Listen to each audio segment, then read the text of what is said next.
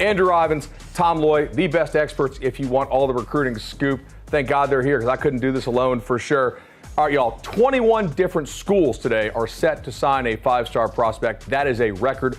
More access to the playoff than ever before, but meaningfully, importantly here, more teams actually could do something about it once they get into the playoff now because everybody can pay players. Rosters are all spread out. Talent's more spread out than before. What does that mean for us as a sport? Yeah, but I mean, I think anyone tuning in, right, if we're pulling up a commit list, you're going to see the number 1 player in the country set to sign with Houston. That's Keyshawn Henderson, okay? The number 3 player in the country, quarterback Jared Curtis, he flipped yesterday from Georgia to Vanderbilt. Syracuse is going to sign a 5-star prospect. Maryland's going to sign a 5-star edge rusher, it sounds like. Just the parity in the sport, right? The flattening of the curve. Another, I think, eye-opener. Georgia's tracking to sign just 1 5-star player. They've signed at least 3 5-stars every year since 2017. So the sport is completely shifting, and I can't wait to get into it today. Just, who is getting better, how these teams are trying to figure out how they want to construct their rosters, because like you said, Bud, the access to the playoff, you can push all your chips in. If you have a window, you can go get that guy to be the face of your program and be the difference maker. All of what you just said is what fires me so much as a college football fan, because we're no longer just talking about Alabama and Georgia and who's going to win the national championship. It is, obviously they're in the SEC title game, but you know what I'm saying. The fact that we have so much parity, we have so much moving parts, and yeah, a lot of teams have money and they're throwing it around and they're putting so much effort into building. Houston loves the fact that they have a better football team, that they can push for the number 1 player in the country. So all of that stuff should excite. Even if you have a struggling college football team, everything about the sport right now should fire you up. It's just a great time to be a college football fan, and today is the best day of the year. One update we do have is that Jared Curtis is officially signed with Vanderbilt. 5-star quarterback Jared Curtis, a guy who we've talked about how much the talent is spreading out. 5 years ago, there's no way Vandy gets this kid away from Georgia, but he does flip from Georgia to Vanderbilt. We're seeing his highlights here live on our show. I mean, let's talk about the impact here for Vanderbilt. Vandy landing a 5-star quarterback and beating out Georgia. Say it with your chest, bud. But I mean, the sport has changed so much. This is awesome, to Incredible. be honest. More people care now because their team have a real shot. Our good friend and former colleague, Barton Simmons. I was on a panel with him this summer. We were talking about recruit rankings, how that impacts player valuation, and it was me and Barton. And Barton's like, hey, we aren't in the market for these 5-stars. We're not after the best of the best. And yesterday, after Tom Loy broke the news that Jared Curtis was leaving Georgia and headed to Vanderbilt, I texted Barton. I said, hey, man, turns out you guys are in the market for these 5-star players. And he says, well, it's easier to recruit when you win 10 games. And look, I think this makes so much sense for both parties here, for Vanderbilt and for Jared Curtis. Jared Curtis, the most ready-to-play quarterback in the class of 2026. He's got a big, thick frame, right? He can make all the throws with his arm, and we got away from the dual threat pro style tag. I think most people, when they see Jared Curtis, they don't realize he is a power runner. So he fits into the offense that Tim Beck runs. Is he going to be a pit bull like Diego Pavia and carry the ball 30 times? No, but he can be a guy that you can use on designed runs, and we'll see what happens with Diego Pavia. Maybe he gets an extra year, but it's clear Jared Curtis is going to have the opportunity to come in and be a day 1 starter. That is not the case at Georgia. Gunnar Stockton, former blue chip recruit, former All-American, he has come along. He has been an assassin at times for the Bulldogs, so Vandy wants to remain in the national spotlight. College Game Day was there. Jared Curtis was there. How do you do it? You go out and you get, a quarterback that everyone knows. When we talk about Vanderbilt football moving forward, it's going to start with Jared Curtis. It's just like Dylan Raiola when he went to Nebraska. I keep saying, we can create a Mount Rushmore right now of Vanderbilt football. You're going to have Diego Pavia on there. You're going to have Jay Cutler on there. And we can put Jared Curtis. He hasn't even played a snap, but he's keeping Vanderbilt in the headlines. It's just a tremendous win for Clark Lee. I mean, people kind of scoffed at it when I said program changer, and I just think that's what it's going to do, because it's going to change the future trajectory of this program. They're 10-2 this year. Diego Pavia is having a great season. He's a Heisman contender. But I just think Jared Curtis is going to elevate this program so much more over the next 3 years, because he is a 3-and-out kind of guy. I don't want Ivins to get upset with this, but I genuinely think he's the best pure passer I've seen in this entire class. I've seen him a ton in person, been to his games, going to go to a state title game on Thursday. This kid is just different, and he is an absolute monster. He throws the ball at such a high level. He's accurate. He's got touch. He genuinely has everything going for him. And like you said, he's athletic. He runs the ball well. Former running back. Yeah, he's a former running back. That's what's kind of crazy about this whole thing, too, because he's just been on this rocket ship ever since. But great job by this staff. And again, we're already seeing, I know Jamarcus Shepard, the receivers coach at Alabama, left to become the head coach at Oregon State. But we're already kind of seeing a ripple effect here. I expect Owen Cable, if he hasn't done it already, I expect him to flip to Vanderbilt. He's committed to Alabama. I think he's going to end up being a Commodore. And this right here was the needle mover. Guys want to play for players like Jared Curtis because they're future number one overall pick kind of guys and Heisman Trophy candidates. And I get it. Everybody wants to scoff at the fact that Vanderbilt's not going to win a national championship. There was Georgia people basically taking shots at why would you go to Vandy. Jared Curtis is the kind of guy that puts them in that discussion. I mean, if you're Tennessee, Auburn, Mississippi State, they're new annual opponents in the SEC. 5 years ago, if you got Vandy as your annual opponent, you're like, sweet, we can rack up an SEC win. Now you're like, oh, come on. They just had Pavia, and now they're getting this kid? Heck, well, I remember a young Andrew Ivins was in the swamp when Jay Cutler took the Florida Gators to like double overtime, and he was a one-man show. That is not the case moving forward.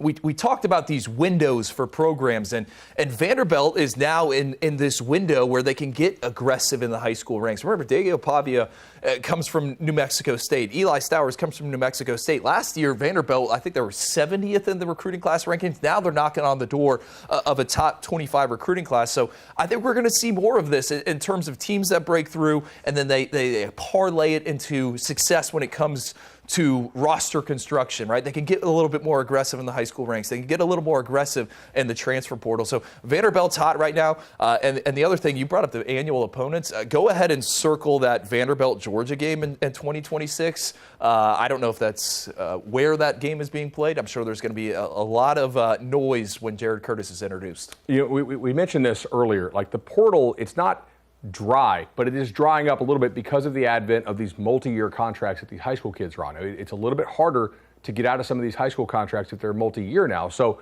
I think we actually are kind of having a bit of like a resurgence of the importance of high school recruiting. You can't just go build your entire roster every single year from the portal if fewer and fewer elite talents are actually available in the portal. You'll always be able to go pluck kids from the G5, from the FCS, like the rare D2, but there's just not as much talent in the portal now as there was 2 and 3 years ago. So I think, Ivan, you could speak to this more, but like high school recruiting is probably now just as important as it was maybe 10 years ago when there was no portal. Yeah, and the analogy has been, and what it's turned into is high school recruiting is the NFL draft, right? And the transfer portal is free agency. You guys watch the NFL. We all watch the NFL. America watches the NFL. You have to hit on your draft picks. Yep. And not, yes, you have to hit on the first and the second round and the third round. But you look at the Kansas City Chiefs and the run they were able to have, they were very dialed and they got a lot of value out of those guys that they got in the 5th, 6th, and 7th round. I think the same thing applies to recruiting. And look, Georgia is a prime example right now. Georgia is living in a completely different world, right? Georgia, I said it at the front of the show, this is the first recruiting cycle since 2017 that they haven't signed multiple 5-star players. They've been impacted. They can't go out and they can't draft these 5-star difference makers up front. So they are having to kind of adjust their operation, and I still really like their recruiting class. They held on to P.J. Dean, defensive lineman out of North Carolina. That was a huge big one. That was a big one. South Carolina was in there. I believe safety Blake Stewart out of Woodward Academy. He's set to announce picking between Vandy and Georgia. that's a potential difference maker. Excellent senior season. So these teams are having to adjust expectations and how they go about, getting that 105. 100%. What makes Henry so special, by the way? I mean, he is special. Like in this, that's the perfect word for Here's him. a guy who sees him all the time. Yeah, our guy, literally, covers Cali for us. Blair, what's going on, man? Chris Henry, obviously, like the power to sway the rankings for Oregon. If they land him and maybe one more piece, they could land the number 1 overall class, pending what USC does. How similar is he to his dad, who we all loved watching there, 20 years ago now? What are they getting if they land him? A lot of similarities, a long, projectable athlete, incredible at the catch point. I mean, from a competitive standpoint, it's difficult to find a receiver in this class, guys, that has been able to elevate himself in the biggest moments. And when you see him as a downfield threat, with his ability in the air, when there is traffic, when it's a big third down and you need to move the chains, this is why he's so coveted, because of what he's able to do in those tight spaces, in those crucial, pivotal moments. He's a big play guy, could air it out downfield with a guy like him. And then you see him making plays near the red zone, in the goal line situations, with his jump ball, with his length. He's kind of a pterodactyl out there, right, with his wingspan. And I think, we maybe forgot about the impact of a Chris Henry and the potential that he has as a true freshman, considering that he missed most of his junior season with a leg injury. But this year, he was completely off the charts from a production standpoint. And now we're seeing why there's such a battle here at the finish line. I think that's what was so concerning about him, is that there's a lot of people who are like, oh, I don't know if he's got that next level ability, if he's going to be that guy and take the top off and really emerge as the guy. Because there's chatter about him potentially being a tight end, being too big to be a receiver, maybe not running as well. Doesn't really set the world on fire on 7-on-7 or on the field. But, man, he quieted all the critics this year. So, again, as long as you would know better than anybody, you've been watching it, but as long as it looks like Ohio State's going to get it done, but, man, what an incredible win, especially with all the chatter about Brian Hartline leaving. I mean, if you're Ohio State, you really can't afford to lose Chris Henry. No. Because then it looks like, it was all Hartline, right? Like, it's just really important for Ohio State to pony up, especially because you only have one more year of Jeremiah. You lose Carnell Tate off this team. I mean, one of the things that has made Ohio State so great over the last decade is just the constant flow of superstar pass catchers, and they're always physical in the run game. This year, super physical, obviously, with Jackson emerging. They bullied Michigan there. I think if you're a playoff team, you're like, oh, man, they're really physical this year running the ball. And now we got to defend Tate and Jeremiah on the outside. Like, this is a commitment who could flip the balance of the power in the Big Ten. Like, if Oregon gets him, how the hell are you defending Jacorian and Chris Henry for the next 2 years? Like, that's a wild scenario. I would have loved that fit if he ended up at Oregon, because that is like a difference maker all over the field and going to make it very difficult. And you could have, there was some chatter early on about USC as well. So again, I think no matter where he ends up, he's going to step right in and just be one of many stars because he's picking some great programs. But this kid is unbelievable. Another bit of recruiting news. I just got a message from Tom Loy, who's kind of working the phones as he gets off the set here. Chris Henry has yet to submit his paperwork to Ohio State. And so we might have a little bit more drama, a bit more signing day theatrics. Could this continue to be a conversation where Oregon, maybe other schools, continue to call and continue to press him and say, hey, like, don't make this decision now, wait things out. Look, Hartline's just left. Like, this is one of those moments until the fax machine starts getting fired up or the electronic signature gets in. These are some of those big moments. Oh, Blair, you are way closer to that recruitment than any of us. Let me paint this picture for you. Do you think Chris Henry knew before he announced for Ohio State that Brian Hartline was going to USF? Do you think he knew that? It was 7 a.m. My intuition says yes, and this is because this is a player who was committed to Ohio State since July of 2023. Repeatedly has told us that Brian Hartline is the reason why he's committing to Ohio State. I think at some point you have to figure that Brian Hartline told not only Chris Henry, but maybe even Caden Dixon-Wyatt and other prospects in that group that, hey, this is a possibility, right? I think he's genuine enough from a recruiting standpoint. You don't get to that level of a recruiter without building and having the ability to sustain some of those relationships. So my intuition tells me, yes, he knew and he made that decision at the time. Remember, this is a kid who had to sit at the table at the signing ceremony at Mater Dei and maybe didn't have all the equation in front of him to make that call. Yeah, I guess that was my follow-up. You sign, kind of regroup afterwards. Yeah, I have been around Chris Henry at games, right, 7-on-7 tournaments. Doesn't seem to be one about like the whole drama. So I can see them saying, hey, we're going to sign an imaginary piece of paper right now. We don't have to submit anything. Like, do you think that could have played out? Absolutely, and he's very methodical. You mentioned it, right? Very even-keeled, kind of goes about his business. I think he's handled his recruitment the same way. His agent has, I know, been working kind of the phones and making sure he gets kind of the best deal available to this player. And, this is absolutely feels like, hey, what's the direction? Who's going to be my receivers coach? What's that room going to look like? Is there any attrition? What's our offensive going to look like? Like, you can't really make a decision, especially if we're in a signing period on signing day, if you're not ready. I mean, look, ultimately, we have to think Ohio State had the information advantage. Like, there's no reason for Hartline to pull the okey doke on Ryan Day. So as soon as he knew, like, USF was in play, he would probably tell Ryan Day so they can play damage control on this. Who didn't have the information advantage would have been Oregon, right? Unless Oregon got wind of it. So maybe like Ohio State briefed him on it already, but now Oregon gets to give their counter.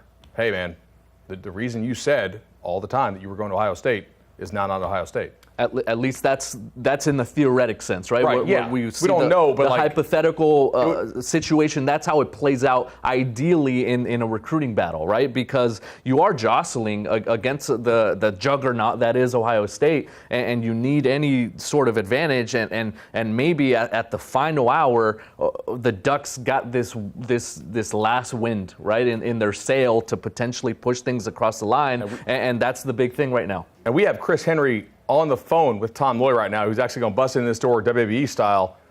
Tom, is Tom coming in right now? Shoot, let's see. He'll be in a minute. Okay.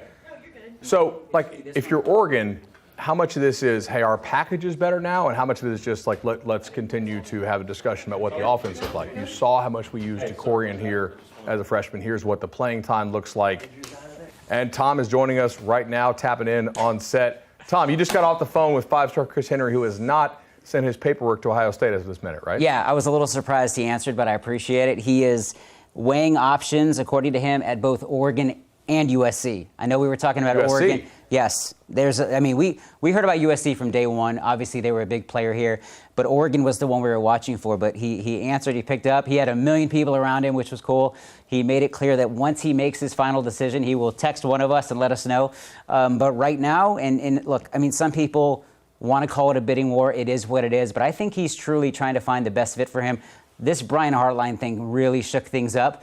May have just made the comfortable announcement, hey, I'm going to Ohio State, calm the masses a little bit. But we are watching Oregon and USC right now. It's very So interesting. is Ohio State out? No. He's still committed to them, but he hasn't signed the paperwork and he hasn't sent it in. So I think he's just taking a step back. Maybe talk to Ryan Day, maybe talk to GM Mark Pantoni, all of those guys that do a great job in Columbus. See what the future looks like, go from there, and just get everything buttoned up, get the paperwork done.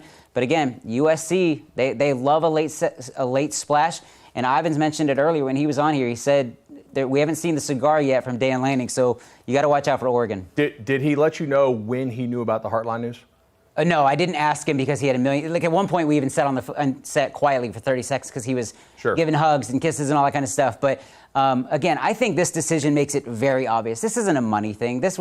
All of that stuff was buttoned up. So this is clearly a Hartline thing. He wants to make sure he makes the right decision. You guys were mentioning it earlier. What's the rush? If he doesn't need to make a decision, he's not enrolling tomorrow. So why not take a little time? So he made it clear he might sign today, but it's looking a little bit more likely that it's tomorrow. That makes all the sense in the world. USC, if they did get him, like, this kind of gives them a class that is reminiscent of classes we saw 4 or 5 years ago when you really could stack talent. Like we talk about the talent being spread out, but like, the Trojans are clearly doing something different here if they land Chris Henry. Yeah, it would give them 2 5-stars in this class, close to 24 blue chippers. I know you love the blue chip ratio. 24 stars and 2 5-stars. And that's going to get USC kind of back in that mix, right, of the elite in that blue blood space once again, because I know we call them that, but the roster hasn't really reflected that. Chris Henry, would give them another win at Mater Dei as well. They've got Tom Tupui, Sean Scott, Caden Dixon-Wyatt, who they flipped from from Ohio State earlier. Those two are very close. That's another dynamic that we have to kind of put into effect here, because for the longest time, Chris Henry has been committed to the Buckeyes. Caden Dixon-Wyatt knew that, and despite the fact that you have a 5-star receiver headed to the same school, he still signed up for that, and he still said, hey, I want to play with you at the next level. There's going to be enough footballs for both of us to go around. And so now the shoes have kind of flipped a little bit. Now Caden Dixon-Wyatt is a part of that class, and now Chris Henry's trying to decide, okay, do I want to continue to play with him? So it's really interesting that USC is still kind of involved there. My gut tells me that that Oregon maybe has the upper hand if he were to switch from Ohio State. I just think the Ducks present so much more from an offensive standpoint, from just the ability to be the guy. And so those are kind of some of the big main. Chad Bowden trying to make a signing day splash is probably the least surprising thing of all. One thing I'll say about Chris Henry, can move on, but I just can't shake this. Multiple Oregon coaches told me from day one, do not rule us out. Do not be surprised if he ends up a Duck. Don't worry about the fact that he's committed elsewhere. There's just such almost an arrogance about them when it came to Chris Henry. That was why I was so confident over the last couple of weeks that they are more in play than anybody thought or anybody was talking about. So this is going to be interesting. Obviously, we'll see if Ohio State can get it done today. Arangula, you guys love this kid. You were talking about him earlier this morning. Break down his tape for us. You see the player comp right there, Drew Tranquill. And I think Blair loves that. That's the guy I chose. Caden said it himself. I think he was reading the 24/7 Sports Scouting Report, which you can find on 247sports.com for all these blue chip prospects. Hard-nosed safety, right? Blends nasty physicality, sharp instincts. This is a kid with over 400 career tackles. He's a 4-year starter. I think a high floor player. I think this is a future special teams ace. We list him as a safety, but guys, you know it, football, the positional lines continue to blur, right? Are you a safety, a linebacker, hybrid? It doesn't matter. Matt Patricia, he comes from the NFL. Ohio State has one of the top defenses right now in college football. It's because they add kids like this, kids that can tackle, kids that can defend the run. So I'm a huge fan. Does remind me of Drew Tranquill, who was at Notre Dame, right? Transitioned to linebacker. He's had a very excellent NFL career. So this is a huge pickup for Ohio State, and I love the secondary haul for them. What they've been able to do, the senior season evaluations, and I know this day has kind of gotten a little away from Ohio State, but you look at that department and what they were able to do with a lot of uncertainty at schools like Penn State, the schools in the SEC. You had Ohio State in this position where they could go out and they could get the guys that are playing the best football in America. Caden Gebhardt is one of them. Kamari Bing, a safety that they flipped from Maryland there at St. Francis Academy. I think he's a guy with endless range. All over the field he can get to, different corners. Jay Timmons, one of my favorite players in this entire class of 2026. He's the guy that could play 5 spots in the secondary. He was committed to Florida State where his dad plays. Now he's headed to Ohio State. So he's a potential day one impact guy. So really like this secondary haul for Ohio State. I know they didn't get everyone, but this is going to keep that defense humming. I love what they've been able to do this season, right? They're the number 1 team in the country. They went into the season 9th overall in the team recruiting rankings. So they kind of slow played things. They could be a little bit more selective. They're shooting for quality instead of quantity. But now at the end, they're making their points, right? And they're making kind of the difference, and they're flexing their muscle as Ohio State. Another player, and I don't know if we've touched on him, is Luke Fahey, a prospect out in Southern California, could be the face of that quarterback room in the future. I was speaking with his quarterback coach, Ryan Porter, who also coached Jaden Daniels back in high school, and he told me this is a future NFL player. Right? And you think about what he's able to do from a cerebral standpoint. He's steady in the pocket. He was connecting with former high school teammate and current Ohio State wide receiver Phillip Bell back in high school. Vance Spafford was a big target for him in high school, a player that can distribute the football. When you think about the future of that offense, Luke Fahey is is really steady. It came down to Indiana and Ohio State for him down the stretch before he made an announcement in the summer. He's locked in with the Buckeyes, already signed, and I'm really thrilled with what the future of that room looks like for them. Yeah, when we talk about fit, more important than anything, the money, dollars and cents, like Luke Fahey to Ohio State makes so much sense. I mean, there's so many similarities to Julian saying, accurate with the football. So I love that fit. They don't need a guy like Jared Curtis. They don't need to drop $2 million or something on a kid, a big arm. They don't need that in that offense. Obviously, we'll see some transition with whoever comes in as the offensive coordinator. But all in all, love the get with Gebhardt, man. That guy's a heat-seeking missile. Yeah, I was going to say, great job. You mentioned Chad Bowden, but it goes well beyond him. Dre Brown, Max Steinecker, guys that we know, that we respect. So really good job there behind the scenes. And then just, you mentioned at the top of that half the class, but again, they're loaded. A couple guys I just want to single out. Top 247 defensive lineman, Samote Katawanga, 3-star offensive lineman, Brett Collier. That kid, both of these guys, tremendous gets. There's really not a weak point in this class, in my opinion. And it's just one of the most impressive classes I've ever seen. Great job by the staff to put it together. 20 in-state prospects is the most since 2015. And I think Chad Bowden got there early 2025, really looked at the depth and looked at the roster and said, we need an infusion of young talent. Right? This is an older group. We need to build from the high school ranks. Let's not rely on the transfer portal. Let's make sure we stockpile. There's enough talent here. Remember, he comes from Notre Dame. So he's been recruiting against USC for all these years, tries to figure out the right formula once he gets to Los Angeles. And the formula was, we need to load up in our own backyard and beat out Oregon, beat out Ohio State, beat out Alabama. And here's a really good quote that Chad gave us. The reality is, no one wants to see where USC is supposed to be, right? So I think he understood that, and he drove that home with recruits. Let's talk about quarterbacks and quarterbacks that could play as true freshmen. And every year, I think this is one of our favorite topics to do on these shows in this type of setting, because we kind of call our shot, right? And, the mainstream college football media, they'll have all their takes in August, and it's a lot of regurgitation of the scouting reports from us. But it's easy to kind of identify some individuals that we think are going to play. So I'll open the floor, give you guys the tee box. Who do you think we're going to see in 2026? We haven't talked about him at all today. Jared Curtis, flipping to Vanderbilt. He's my guy. He's going to be the day one starter. I expect him to take over for Diego Pavia. I would be shocked if he didn't win that job. He's going to play right away. The other one is Faison Brandon, formerly our number one player. I think he's ranked third at this point for us at 24/7 Sports. Joey Aguilar is gone. Look, that one is not as surefire of a bet. You got George McIntyre there, who is a highly touted prospect. Last year, they've been obviously known to hit the transfer portal. But again, I think Faison Brandon is just a little bit different. Banged up this year, missed most of the year with a hand injury, but he's back. He's been tearing it up.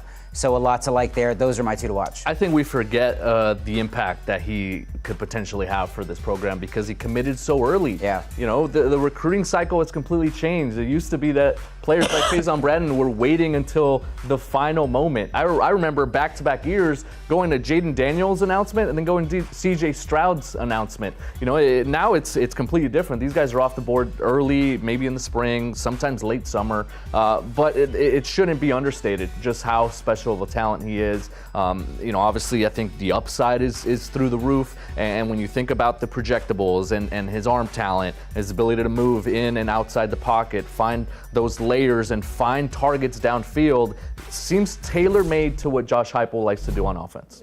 Guys, when we ranked him number one in the country, and I know he's down to number two, we kind of took a shot, right? And we loved what we had seen him in a camp setting. We loved the sophomore tape on him, and he has grown into the player we thought he was. And Tom brought it up, injured as a senior, got hurt in the first game of the season. It was in overtime, led his team to an overtime victory on a touchdown run.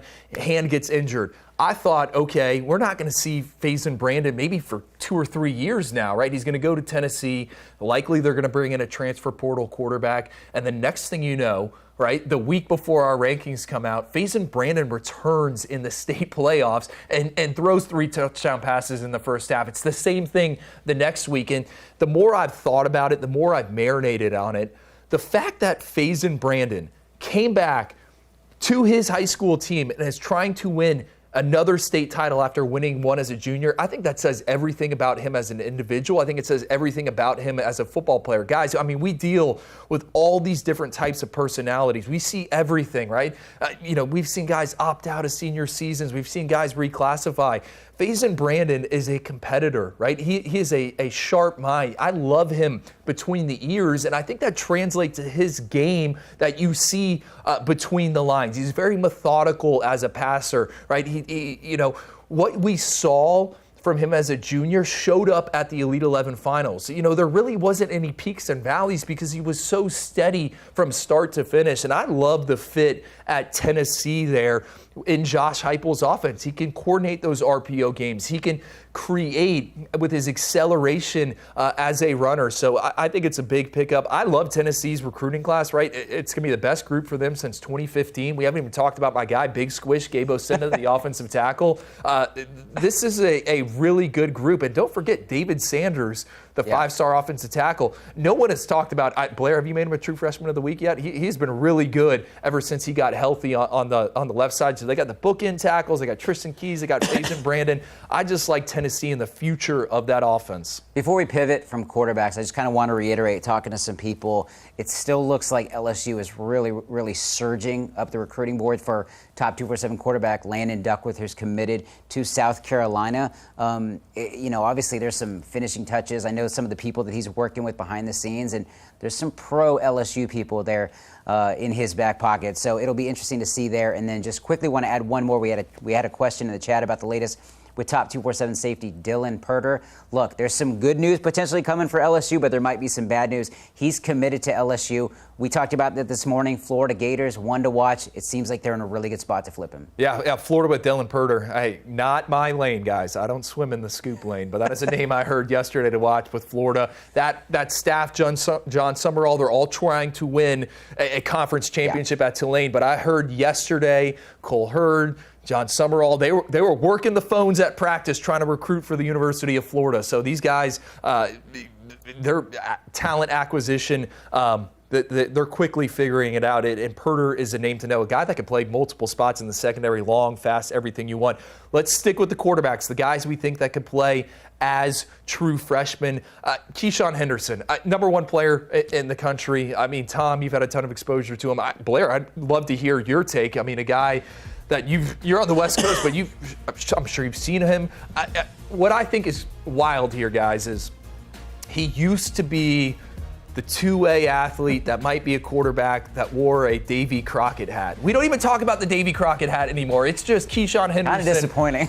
Who might be the next Lamar Jackson, who might be the next Jaden Daniels. That's the type of playmaker he is. I saw Keyshawn Henderson last December inside SoFi Stadium for the Trillion Boys Showcase. Oh, yeah. And this is a player who didn't have to do this, right? He didn't have to be out in December flying out to Los Angeles to throw to receivers he's never met. But this was an event for him to showcase his abilities. I spoke to him afterward. I was already committed to UH. A lot of schools were, trying to kind of poke around there. And he said, hey, look, I would love to compete.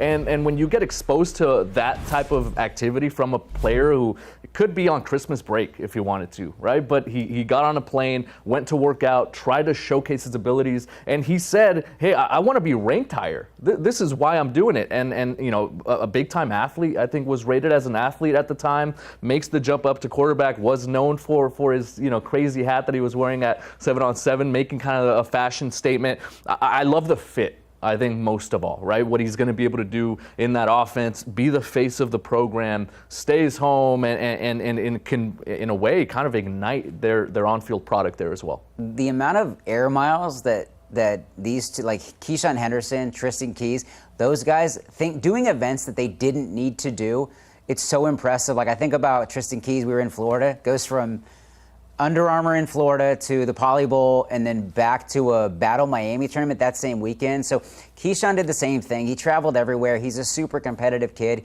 He could be a 5-star safety, corner, receiver. It doesn't really matter. But kudos to him. He's betting on himself. He's become an elite quarterback. Now you named him the number one player in the country, and it couldn't have happened to a better kid. So huge win for Houston. He's got the key to the city. That's what they say. There it is. I talked with someone at Houston yesterday, and how did you guys get this done? And it's a relationship that started this. And certainly the rev share, the name, image, and likeness has leveled the playing field. But the reason Keyshawn Henderson is signing with Houston is because of Sean Bell, is because of Willie Fritz. Those guys saw the vision with him from the jump, Keyshawn Henderson. And to me, it's almost like a pinch yourself type of moment, how much growth he has shown as a quarterback, not only in the past 6 months, but the past 12 months, the past 2 years. I mean, this is a guy that is an electric athlete, right? He could be a pure runner at the position, but he wants to win from the pocket. And you look at his senior season, nearly doubles his touchdown to interception ratio. He improves his completion percentage by almost 5%. His yards per attempt, that improves. And the other thing is, like, he is such a polarizing personality. You want to be around him, and kids want to play alongside with him. And I think when we talk about Keyshawn Henderson, all right, are we going to see him on the field in 2026? You would think no, because Connor Wegman is going to be back there for Houston. But I think Houston views him, Willie Fritz and that staff, as a difference maker. And I think they're going to find a way to get him involved in some capacity. And, I think a lot of people watching this show are like, all right, well, Houston, why does that matter? Like, this is the guy that can be a catalyst for a college football playoff run. And this recruiting class, it's not just him. John Hebert, the running back out of Texas, top 247 guy. They got a lot of talent. Paris Melvin around him. Keep an eye on Houston. This isn't smoke and mirrors. Probably just minutes away, or maybe right now, from having the lone Penn State commit, Jackson Ford. In fact, we're ready to bring him on right now. Let's chop it up with him. Jackson, welcome to the show, man. Hey, guys. Thank you for having me. Absolutely. So, all right, James Franklin is fired on October 12th. What has, the last 6-7 weeks been like for you? Well, as soon as, Franklin got fired, I was still in the middle of my high school season. And I wasn't ignoring it at all, but I was kind of really focused on just finishing out the season strong with my team. They've done a lot for me. So I was just I want to pour my 100% effort into finishing strong with my team and giving them, just being where my feet are at and giving them my 100% effort to finish the season strong and compete every week. So once your high school season did wrap, what and you turned your focus more to the recruiting process.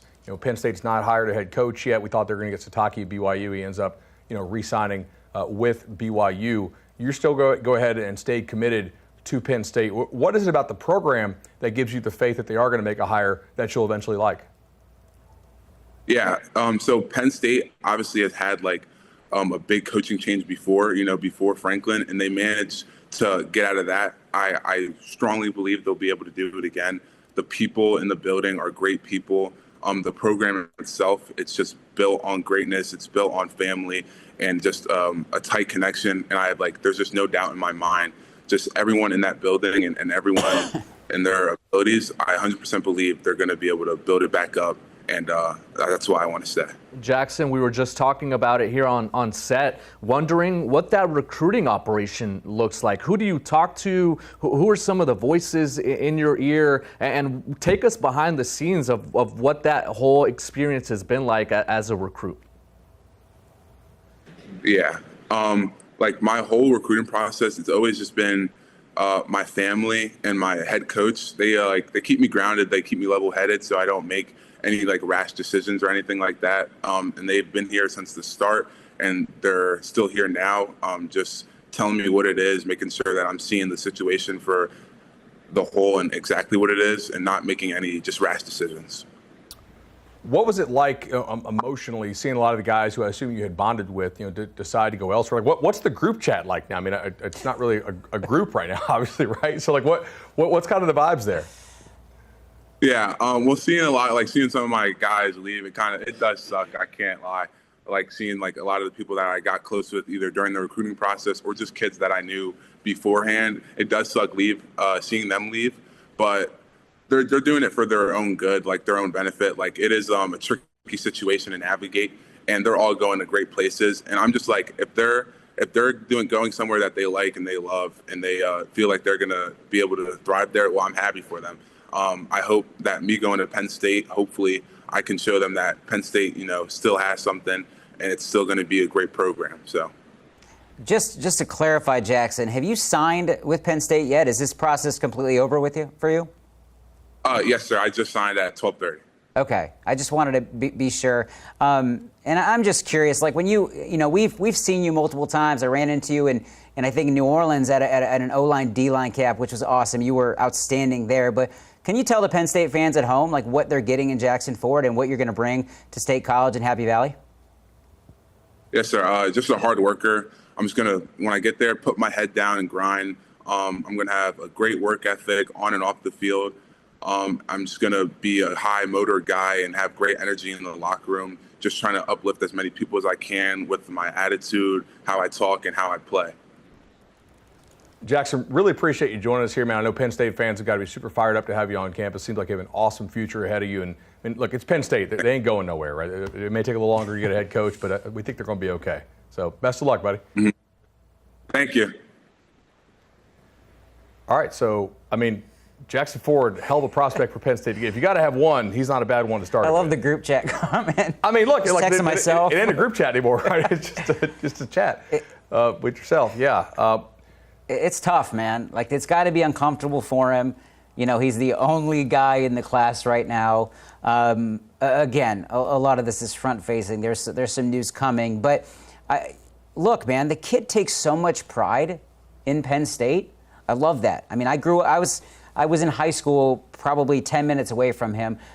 There's so much love for Penn State. So the fact that he is going there with an interim head coach and not a true head coach, I'm really not too surprised. The kid loves Penn State. He wants to be a Nittany Lion. That atmosphere remains the best one I've ever been a part of. I was there for a whiteout game against Ohio State years ago. It's incredible. So Jackson Ford, really nice pickup. The kid's a day one impact guy. I'm on the Lions 24/7 site, the Penn State site on our 24/7 Sports Network. If you love coaching searches and you love a good thread. Have you seen this thread? Well, here I go. Oh, my gosh. It's got to be a record setter. Let me cook here. So it's got 6.4, and the number keeps rising as I talk, 6.4 million page views. It's got over, how many pages is it?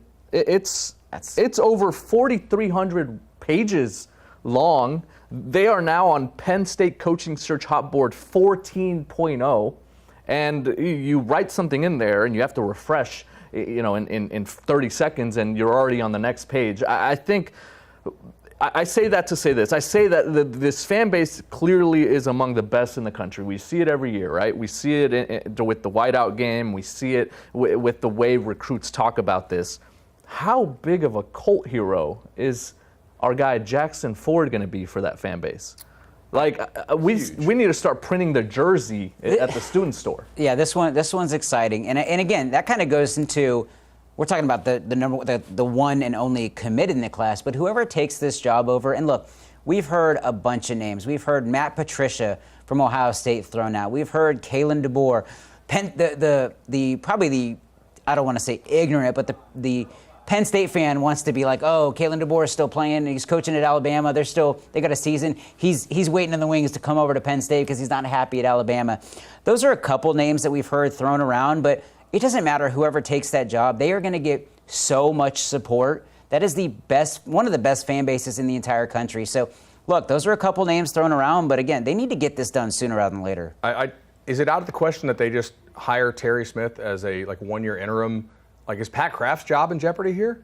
Let me just say this about Terry Smith. That's a huge gamble to do what you did to James Franklin, a guy who pretty high standards there. And I get it. It's hard to fundraise going forward when Franklin flubs this year as bad as he did, right? It's hard to go to your people and be like, hey, we need you to pony up again after you go and you lose to UCLA and you lose to some of those really bad teams that you lost to. So I understand it, but you got to have somebody. I mean, they're whiffing. Like, if you hire Brian Daboll, is that fireable for Pat Kraft, the AD? Like, I don't think your boosters are real happy with that. I wouldn't be shocked if they go Terry Smith for It's very possible that they go Terry Smith. And you reset. I lived in Western Pennsylvania for a while. The guy is a legend in the area. And what I've always liked about Terry is he is a player's coach. And it's funny, James Franklin, during his signing day or his opening press conference, made it very clear, I'm a player's coach. It's who I am. And he takes pride in that. Terry Smith is the same way. Guys want to play for him. He had such a close connection with his players when he was at Gateway when I was in Pittsburgh. And that's just who he is. So I get the buy-in from the guys. I think that's probably what the players want.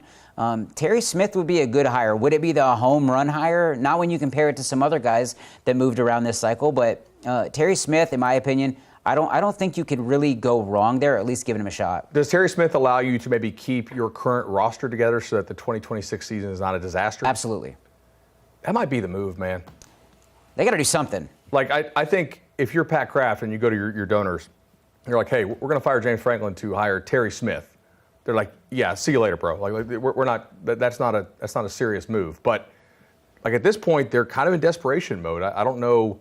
Like, is Manny Diaz in contention? Jeff Brom, we haven't seen any news, but I know he's still kind of bantered about. But if you look at like some of the prediction markets out there, his odds have dropped, quite a bit. Like, are they excited about Brian Daboll? I know Saban was stumping for him on game day because they worked together. But like, I don't know, man. Like, I wouldn't be shocked if they go with a one-year thing like Terry Smith, especially with Brent Key signing that extension. I don't know. Like, is Matt Campbell not in the picture here? I want to do a quick note real quick just for people watching at home. Davian Gross, top 247 wide receiver, really talented athlete, committed to Florida since August. This one has been going back and forth with a lot of schools. He actually just put pen to paper, according to Mike Roach, national analyst, 24/7 Sports, locked in. He's a Gator. That, again, Florida, John Summerall, they're doing a really, really good job down the stretch. Just wanted to let you know. All right, so we have all these new coaches. Penn State's still waiting on their coach. Let's go ahead and hear from Glenn West of Go 247 on his expectations for Lane Kiffin as a recruiter right here. From a recruiting perspective, Lane Kiffin and LSU appear to be a match made in heaven. Kiffin comes from Oxford, where he's built top 5 transfer portal classes in 3 of his last 4 seasons, including this 2025 roster that's now competing for a college football playoff and national championship. You combine that with what LSU's been able to build from a high school recruiting perspective over the last several years, and you can really see why this marriage could work from a long-term roster construction perspective. LSU has done a great job with the Louisiana recruiting base here. They built a lot of their success in recent years have been because of these Louisiana prospects and having this recruiting base in the state of Louisiana with not a whole ton of competition. That's going to be a real benefit for Lane Kiffin and for LSU as they try to move forward here and build a college football playoff contender year in and year out. I mean, that's why you take the LSU job and leave Ole Miss, right? You're leaving a team in the playoff to go to a team that's not in the playoff because you think LSU has that much more potential than Ole Miss does to get those premium players. How quickly do we think Lane Kiffin hits the ground running there at LSU and starts bringing in all these 5 stars? Immediately. Okay. I'm really not surprised. I mean, look, when Brian Kelly took over the job, I hated it. I just did not think it was the right move. Didn't love the fit. Lane Kiffin, this one should fire up LSU fans. I mean, you keep talking about getting back to winning national championships, getting in the mix for the playoffs. He is the guy that's going to move the needle when it comes to the recruiting side, and he's also a really good ball coach. So, and he's going to have a really good staff around him, behind the scenes, on field. This one, it's a big deal, and why I expect all of these guys, even if they delay their decisions, I expect them to stick with their decision to go to LSU. Lane Kiffin knows what he's doing from a recruiting standpoint. He's proven it time and time again. I think he knows that it's going to be a hotbed for him, and he's going to be able to strike gold wherever he strikes. I think the big thing is, a few minutes after landing in Baton Rouge this past weekend, he's on campus and he's out on a balcony with 5-star athlete Lamar Brown. He didn't need to be on a balcony. He probably knew that the students were out there. He knew cameras were going to capture this moment. This guy knows what he's doing. Remember the Mary Flipmas sweatshirt that he broke out a couple years ago, the subtweeting, all the stuff that he does is very methodical. It's intentional. It's going to be perfect for the type of appeal that LSU is. I love when things come together timing-wise. Hudson Standish, one of our scouting guys at 24/7, just texted me that he found out that it is official. Him and Mike Roach, Richard Anderson has signed with LSU, 5-star defensive lineman. That's what we were talking about, man. Like, this is it. They just had to get things buttoned up behind the scenes. I don't think Tigers fans should be concerned. Big things ahead for Lane Kiffin and LSU. And good leverage for Anderson, obviously, with negotiations with, hey, like, are you guys going to keep the defensive staff or not? And LSU's like, well, let's sweeten this deal just a little bit, maybe, and maybe we'll just promise you we'll bring in somebody who. Not to mention, you had Texas, you had USC coming after you. If you're looking for leverage, those are the right schools pushing for. Now, that uncertainty as the defensive staff, it's just making me. I'm just a little unsure. Maybe you guys could insure me just a little bit more here that you're going to hire a really high quality defensive staff, Lane. So one thing, our NSD 2025 signing day promo for 24/7 Sports is a great deal. You know what's even better than cheap? Free. It's free to give this channel some likes. Let's get us to 500 likes. Helps us with the algorithm. All day coverage for you here on this channel. So go ahead and like the show and help us out there. Get us to 500 likes.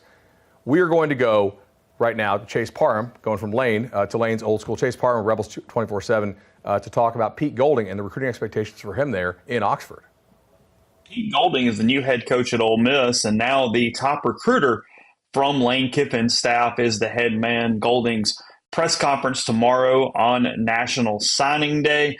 But we got a little bit of a glimpse on what to expect from a Pete Golding tenure in a recruiting standpoint. He's a guy that was a great talent evaluator throughout his career at Alabama, at smaller stops, and now at Ole Miss. And one of the main cogs behind that Portal King label that Lane Kiffin received during his time as a Rebel prior to now being at LSU. Obviously, Lane, very good in transactional recruiting, really good in portal guys, but Golding is a keen evaluator. He's one of the best evaluators in the country. He also is a heck of a motivator. You talk to the defensive players that have signed with Ole Miss through the portal period, Walter Nolan, Princely Umanmielen, all of them single out Golding and his ability to adapt and relate and convince them on the mission for Ole Miss. So I don't think there's a big fall off here. I want to see as time goes on how Ole Miss might shift a little more toward high school recruiting. That's something that Golding really, really believes in, much more than Kiffin. But I still believe to a lot of extent Ole Miss is going to be a portal program. Ole Miss is going to stick with a lot of the same things that they have done to make them successful and win 50 games over the 5 years and counting, as they're going to make the college football playoff here in 2025. So new regime, somebody who's never been a head coach in Pete Golding, but he's a heck of a recruiter. He's been a key major recruiter at multiple SEC schools at this point, and now gets to run his own program in a place that he really believes in.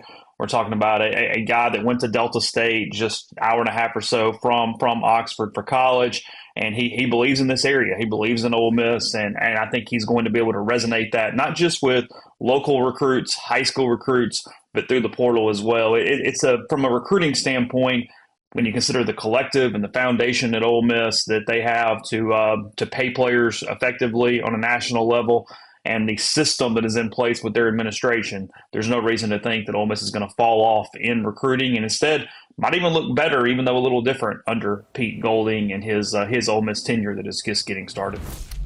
Great to hear from Chase there from Rebels 247. That whole site does a tremendous job. The industry leader there for Ole Miss coverage. I think a lot of what he said is really interesting. Obviously, Walker Jones and the Grove Collective, like they were on the forefront of really embracing NIL before a lot of people really jumped on board. They also, from like a business sense, they had kind of first mover advantage in the portal. They were one of like the first teams to really take advantage of the portal and have done a great job of it year over year. But as we've talked about with all these like multi-year contracts now for high school kids, I think we're anticipating the portal might be a little bit less fruitful as far as P5 to P5 in the coming years. G5, of course, and FCS always likely to be available because they really can't lock those guys up for any kind of significant funds. But Golding was arguably the best recruiter on that staff. How important, if Ole Miss does have to shift more to high school recruiting, is it that you have a guy who is an elite recruiter like Golding and who really kind of believes in that vision of Ole Miss? Elite recruiter, and once again, another player's coach. If you look at the decommitments after Lane Kiffin left, all offense. The defensive guys stuck because they believe in him. The players are going to stick because they believe in him. There's a lot of uncertainty behind the scenes, like the whole Lane Kiffin wanting to coach and having all the players support. Not necessarily sure I buy that. So I think the guy that does have a lot of support is Pete Golding. And kudos to them for naming him the head coach, because I believe that's exactly what they really wanted. And he's the guy that they may not see a drop-off. I mean, there's a lot of excitement and buzz around this guy. And you look at the class, really good job that they brought in and got them signed across the finish line today, led by top 247 edge rusher Landon Barnes. I mean, again, Demarius Yates, a really good running back. So there's just a lot of good players in this class. So really, really good job of Golding and his staff. They still got 5 4-stars in this class, despite the news so close to signing day, and 4 of them are on the defensive side of the ball. You mentioned Landon Barnes, the edge rusher, defensive lineman Emmanuel Tucker, Craig Tutt, the 4-star safety from the state of Tennessee, Dorian Barney, a cornerback from the state of Georgia. They are attacking that side of the ball, which is going to be really important because now the whole identity of that program is going to change. But I think we've seen this team try to outscore opponents and be flashy, and Lane Kiffin throwing up his play sheet. it's going to be a different style now, and this program's going to look different. And I think we're going to see that with the next recruiting class as well. But we will bring on Virginia Tech head coach James Franklin. Fired up to have you. Thank you so much for joining us today, Coach. Guys, I appreciate it. Great to see you. I got to ask, I kind of brought this up earlier, but you made it clear during your opening press conference that you are a player's coach, and it's obvious from knowing you, watching you interact with players, talking to the commits and the players. But why is that so important to you when dealing with prospects?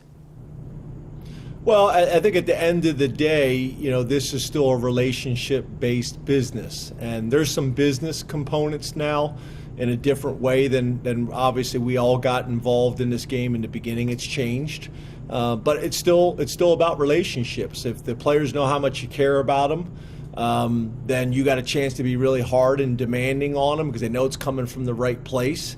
And all that starts in the recruiting process. All the things that you say during the recruiting process when they show up on campus, are those things accurate? And are you building trust?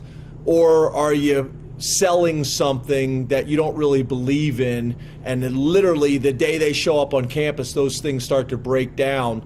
That's not what we're about. I've lost a ton of recruits because we've told them the truth and not what they want to hear. But I think in the long term, it's the right thing to do when it comes to development. Coach, it's been a whirlwind 2 weeks for you. Take us behind the scenes of what it's been like to learn about this program, learn about the potential, and how you've been able to recruit these last few weeks. Well, I must admit, I haven't slept much, and I'm a little envious because I saw other coaches that got hired and they landed, and none of their commits decommitted from those schools. One guy landed his plane, and the number one recruit in the country, I think, was waiting for him. We had a very different process, and we've been ripping and running. We had 17 kids in last weekend and their families on official visits. I'm the only hired coach in the building. I got a tight end, Pierce Peterson, asking me, what does the tight end room look like? I said, I have no idea. He said, who's my tight ends coach going to be? I said, I have no idea. He said, who's the offensive coordinator going to be? I said, you got to trust me. And we were able to put it together. And I'm proud of where the class was before and where the class is now. A lot of the Virginia Tech people jumped in and helped. I brought 8 people with me, off the field people with me from Penn State, and they were critical in this. A lot of you guys know Andy Frank and some other guys on my staff, but we were able to hustle and get some good things done in a very short period of time. But I'm gonna sleep well tonight, I'm gonna tell you that. James, I'm sure you're still kind of figuring out, how to get around town. But I actually went to my first game at Virginia Tech this season. My initial takeaway is, wow, the recruiting base here, the access to players from Blacksburg. I mean, within a 5-hour drive, so many different pockets you can get into. Pittsburgh, Ohio, obviously the DMV, Carolinas, down into Georgia. And we see what you've done here in such a short amount of time. This has got to be just the start. I mean, what do you think you could achieve from a talent acquisition perspective there at Virginia Tech? Well, as you guys know, it takes time, right? Usually these classes take 2 years to put together, and a ton of resources and a ton of manpower, and we didn't have that. So I'm very proud of what we're able to do. I think this is a really good foundation to start from, but we have much higher expectations than just the top 25 or wherever we're at right now. We have much higher expectations than that, but I love the class. I love what we were able to do. We are going to take a ton of pride in the state of Virginia and the surrounding footprint. Obviously, everybody wants to recruit nationally, and we will do that as well, and did a little bit of that in this class. But if you don't take care of your home first, the high school coaches, the high schools in the state, and the players in the state of Virginia, it's hard to go out any further if you're not taking care of your backyard first. Hopefully he's put pen to paper, but top 247 linebacker Terry Wiggins announced for Virginia Tech here on our site. What made him a guy that you pushed so hard for and wanted to land? Well, first of all, he's got a great mom and dad. They've done a great job raising him. I think Coatesville High School and Coach Ortega have done a great job. And then we got to know him. You know, I've known him and his family for probably 3 years now. He also has a profile that I know you guys like as well. He's a long, angular guy. He's 6'4". You know, he's probably a cheeseburger away from 210 pounds and has the chance to really fill out and still be an athletic, lean, explosive playmaker at the next level. So we're excited about him. We've had a chance to see him in a lot of different areas. His tape this year, I thought he did a really good job on both sides of the ball as like a tight end, being physical as a blocker, as well as obviously on the defensive side of the ball. But I think he has tremendous growth potential. He's a guy that's going to be coming early and getting on campus. I think, you know, he's a guy that you guys will get a chance to see next season, and he'll come running out of that tunnel, enter Sandman, and he's going to look like a totally different human being.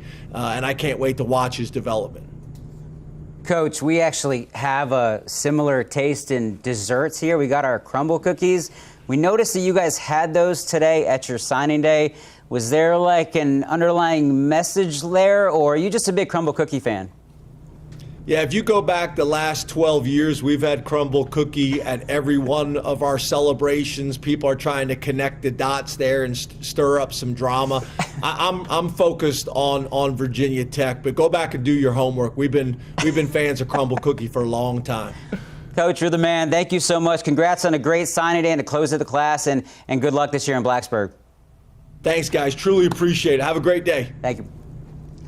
Well, he fires me up, man. If you're a guy that if you are considering Virginia Tech, like, and you've been there, it's hard not to see why everybody gets excited about that place. Tom, had to go there with my wife. We went to a game, interim coach Friday night, Inter Sandman. Like, it's one of those things you got to see it to kind of believe in it. Packed stadium. That fan base is going to rally around James Franklin. I know you guys discussed it a little bit earlier on the show, just kind of the changes in the ACC. I think he's going to have it ripping and roaring. I touched on that recruiting base. I mean, what he was able to do at Penn State, I don't think talent acquisition was an issue in any way, or player development. And Virginia Tech, this is going to be the highest ranked recruiting class of all time until probably next cycle, in the following cycle, when they can really set up shop and identify who they want to go after. I mean, the fact that they've gone into the top 25 with essentially one guy. I mean, what he said, it was just me, and he's able to talk these guys into coming to Blacksburg. It's very impressive. His persona resonates whenever you hear other recruits talk about the presence that he has as a recruiter. Troy Hune, the quarterback that had been committed to Penn State for such a long time, ends up getting an offer from Stanford and Andrew Luck. And when Andrew Luck gives you a phone call and you say, I'm kind of waiting to see what James Franklin's going to do, that speaks volumes, right? And I think that was a perfect example of the type of pull that James Franklin will have at Virginia Tech, because they're going out all the way to the West Coast for their quarterback. I think they're going to have that reach from across the country. And if they start winning some games, especially early on in his tenure there, I mean, I think you can pencil in the Hokies as being in that upper echelon of the ACC once again. None of this surprises me. The close for Virginia Tech down the stretch, the buzz over at our Virginia Tech site, VT Scoop. I mean, James Franklin is a player's coach. He is an incredible football coach. The staff behind the scenes does all the right things. This is a huge get for Virginia Tech to get him in the fold. Thought he got shortchanged a good bit at Penn State. And look, man, they're a little lost right now. And Brian Doan laid it out clearly that things are really rough in State College, but they are booming right now in Blacksburg. Other takeaway from being at Virginia, like the in-state talent there, the level of football. This past NFL draft, 2 kids that play their high school football in the state of Virginia, they were selected in the first round. Chris Cole, like one of my favorite linebackers in recent years, went to school 30 minutes from Virginia Tech's campus. And like, people have come into that state and they pulled these guys. They've gone to Tennessee. They've gone to Georgia. They've gone into the SEC. I think James Franklin's going to change that. All right, we got some breaking news. This one Mike Roach has been working on all day long, and it's kind of taking a twist. Legend Bay top 247 athlete, freak show on the offensive side of the ball, has flipped his decision. He is no longer headed to Ohio State, and he is signed with Tennessee. I got a wing text from a staffer in Knoxville. They are fired up about this one. Andrew, what did the Vols land? Yeah, explosive playmaker, Swiss Army knife, and a guy that can be a bit of a gadget, right? He's a high school quarterback. You think about double passes in that department, but he fits the Tennessee offense. And if you look at Josh Heupel's track record with the running backs, he's hit on a lot of them. And there are guys that play different positions. And we'll see, where Legend Bay lines up for the Vols. But I think in a zone scheme, his ability, the speed to get to the perimeter, the creativity, this guy is going to be a featured individual in Tennessee's offense at some point. A lot of drama as you've laid out, as Mike Roach has thoroughly covered throughout this process. And it sounds like Mom won out in the end. And then you also wonder about the effect of Brian Hartline, bouncing and taking that other job and kind of, what that's going to do for the Buckeyes moving forward. Wild. Did not expect that. Where are they now in the rankings? They were 8, 20 minutes ago, top 247 prospects. I mean, they are climbing. It looks like if this is updated, it's now 7. Yeah, so a big winner today, Tennessee. Yeah, strong finish for those guys. Running the top 7, we got top 10. We got USC, Oregon, Alabama, Notre Dame, Georgia, Ohio State, and Tennessee. So Chris Henry's one that we need to continue to watch. We'll see how that one plays out, but this was a big one. Really nice get there. Big picture, you just mentioned a winner in Tennessee. Are there anybody else jumping out to you as a potential winner here down the stretch? Yeah, I kind of hit a little bit on Mississippi State. And could we show some love for maybe some schools we haven't talked about? I know we've kind of danced around Miami. This is going to be the 4th year in a row. They have the top class in the ACC. Jackson Cantwell, I think we've now gone 4 hours without talking about Jackson Cantwell. He's probably going to be a preseason freshman All-American, probably going to step in and take over for Francis Mawanoa up front there. They're still looking to put some final touches on that class. What really jumps out to me, aside from the offensive line, which is always the case with Mario Cristobal and Alex Mirabal, I love the wide receivers. Samorian Wingo, he reminds me of Jeremy Bernard at Alabama. I think that's people most college football fans are going to be familiar with. Heats up after the catch, big physical individual. Milan Paris, they flip him out of Ohio from Iowa State. Reminds me of Jaden Higgins. And the high school tape is better than Jaden Higgins' high school tape, so that's scary to think about there. They love their quarterback, Darion Coleman, in terms of what he could be in a Shannon Dawson offense. And then on the defensive side of the ball, Corey Heatherman, he allows those guys to pin their ears back and go get the quarterback. They're going to do that with a DeAnthony Lafayette. They're going to do that with some of those other individuals that they have. And really for Miami in recent years, we've kind of seen some fireworks on signing day, playing a little defense. It's not sexy, but, they did what they had to do. Jalen Waters, 4-star corner, top 247 guy, big boundary individual. Auburn was calling on him. A few other schools were involved there.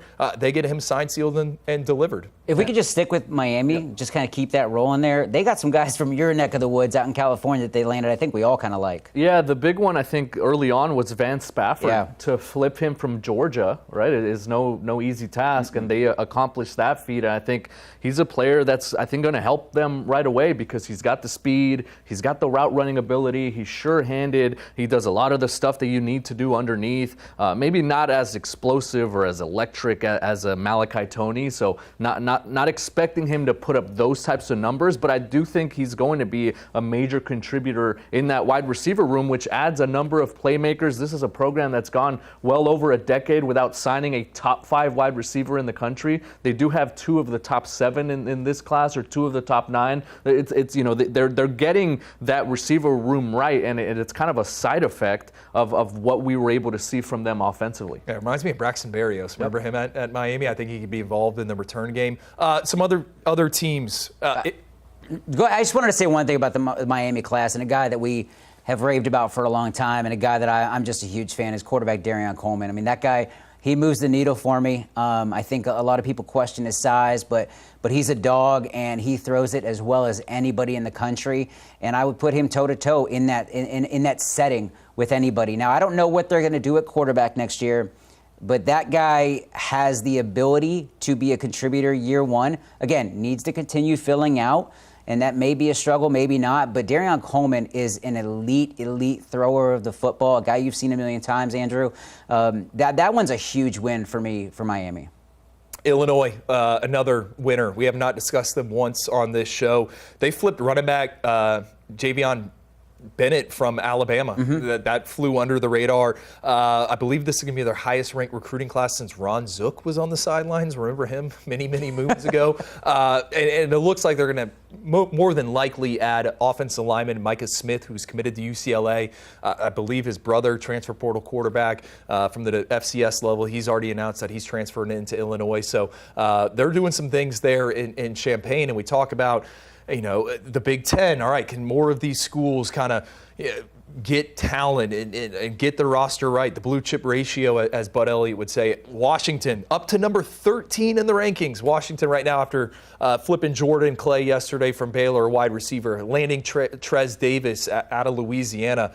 I love Washington's recruiting class and Jed Fish and that operation they got going on there. We saw Derek Zammit at the Elite 11, right? This is a player who is going to have a lot of toys to play with there in Seattle. I think top to bottom, it's really reflective of what we were able to see out of Jed Fish when he was at Arizona. Remember that class that he brought in with T-Mac and Noah Fafita and Kayan Burnett and a few of those long, projectable defensive backs. I love what they did in Southern California. Again, getting a Jaron Jones who was a top target for USC, which was fighting for some of those big defensive backs in their own backyard. I think USC has to be named a winner as well in some regard, right? Flipping Caden Dixon-Wyatt is huge, and they seem to have life as we continue to circle on Ryder Lyons and Chris Henry Jr. and some of the other names that are still available. I think the Trojans, when you think about what they want to do in this class and load up on high school players, they already have 13 or 35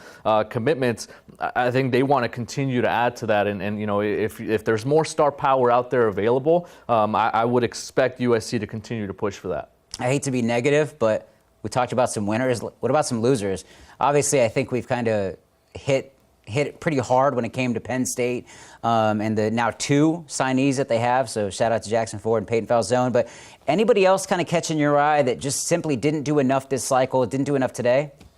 Yeah, I think it's better or easier to answer that question when it applies to today. Yeah. Ohio State, but when you have your ace recruiter, that is going to certainly shuffle some things. Alabama, they've kind of lost some guys that here down quiet. a little down quiet, but Bryson Cooley, has he made a decision yet? The offensive tackle, but Owen Cabell, they lose him to Vandy. I mentioned Jabari Barnett, the running back.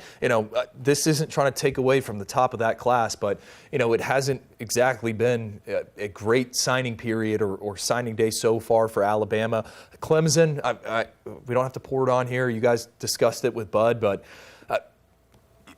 what is going on there?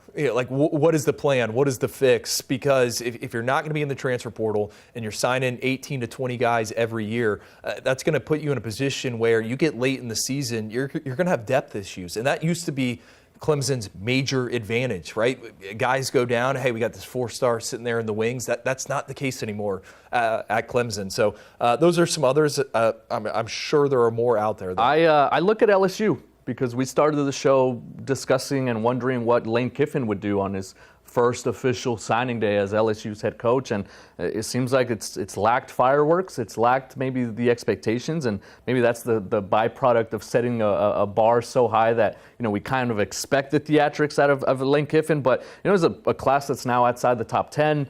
You've got some players delaying their announcements or their ceremonies. Haven Finney being one of them, the elite corner out of Southern California, who has always kind of hinged on the future and the status of defensive backs coach Corey Raymond there as well. The status of Frank Wilson seems to be a hot topic among those recruits as well. So I think the fact that there's no real clarity with the Tigers feels like a missed opportunity for Lane Kiffin, which I think could have catapulted himself and really helped accentuate his signing there in Baton Rouge?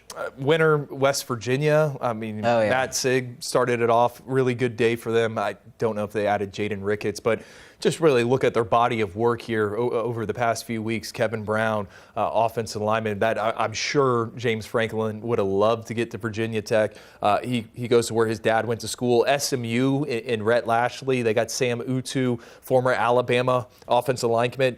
This is going to be SMU's highest ranked recruiting class ever. You think about Rhett Lashley, what he's been able to do since he was in the ACC. He signs an extension there. A lot of young pieces on that roster they like. Minnesota, 25th in the rankings there with PJ Fleck. Now, it's a big class. They got a lot of guys in there. Not necessarily a ton of top-ranked guys, but you start going through there, a trained eye, you're going to get excited about some of these individuals. Howie Johnson, he's the gem of the class. Someone to me that looks like he could be in the NFL right now just with his body type. Rico Blasingame, Blair out of your neck of the woods. Justin Hopkins, a versatile DB. And then Ryan Estrada out of El Paso, Texas. I know people don't think football players come from El Paso, but they do. L.J. Martin at BYU, that running back, he's had a heck of a season for the Cougars, and Estrada's one of the top rushers out there. All right, let's talk about the final. As we put a bow on this, some of the signing day headlines. Obviously, we talked about five-star wide receiver Chris Henry Jr. still has not put pen to paper with Ohio State. You got USC, who I'm kind of hearing isn't really pushing for him right now. So I think we're still keeping the closest eye on Oregon. Five-star edge rusher Zion Ely, as expected, put pen to paper with Maryland, despite a push from South Carolina and Auburn and a couple of others. I'd add Richard Anderson signing with LSU. Is that accurate? Oh, yeah, that's done. That's a huge one as well. They got to get Lamar Brown done, the other five-star defensive lineman. Four-star athlete Legend Bay, we just raved about him, flipping his commitment from Ohio State to Tennessee and then actually signing right away, which is the key. And then obviously five-star wide receiver Calvin Russell. I'd kind of call Syracuse a little bit of a loser today because of the fact that they didn't get that one across the finish line. So, and then up-to-date rankings, we got USC sitting there at number 1. That is the class to beat right now. We'll see what Chris Henry decides to do. Oregon right there behind him, Notre Dame, Alabama, Tennessee, and the rest of the top 10. Tennessee was ahead of Georgia.